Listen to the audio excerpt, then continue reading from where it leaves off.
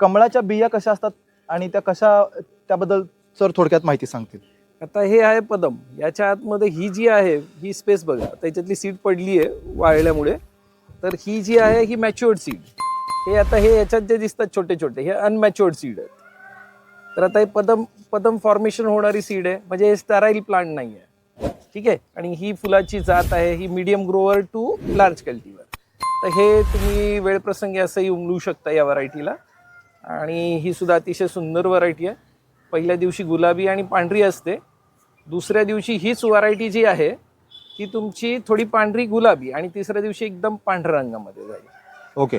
तर मला सांगा, ते पांढरं जे कमळ दिसतंय तिकडे, ते कोणत्या ब्रीडचं आहे काय? का ती ते चांगली व्हरायटी आहे. ती सुद्धा पॉन्ड टाईप मध्ये तुम्ही वापरू शकता. हिला भरपूर फुलं येतात त्याच्यामध्ये. ग्रीन ऍपल असं त्याचं नाव आहे. ओके. त्याच्यात सुद्धा सीड फॉर्मेशन चांगलं होतं. ओके. आता आपण खाली जरी इथं बघितलं तर ही 12 इंची मध्ये आली आहे. ही मीडियम ग्रोवर म्हणून व्हरायटी आहे. तर याच्यामध्ये मी तुम्हाला फुल दाखवतो ओपन करून. तर आता हे 14 इंचीच्या डायमीटर मध्ये सुद्धा छान येते. तर ही बघा, आता फुलाची साईज थोडी लहान आहे. क्या बात आहे. हाताने उमलताय ते? हो, आपण उमलू शकतो याला, पण थोडं मॅच्युरिट झालेलं पाहिजे प्लांट. तर हे बघा, त्याच्यात पण मीडियम साईजचे पेटल्स आहेत. पेटल काउंट चांगला आहे, त्यामुळे फुल जास्त दिवस टिकू शकतं. वाव. आणि हे सीड फॉर्मेशन होतं याच्यामध्ये. आता बघा, 6 बिया आहेत त्याच्यामध्ये तयार होणाऱ्या.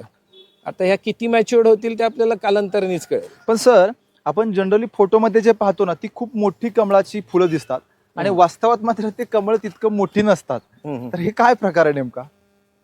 काय असतं, ते हौदातली जी व्हरायटी आहेत तर त्याच्यात मोठी साईज आहे, फुलामध्ये मोठी साईज आहे, कारण ते नेचरमध्ये ग्रो झालेली आहे.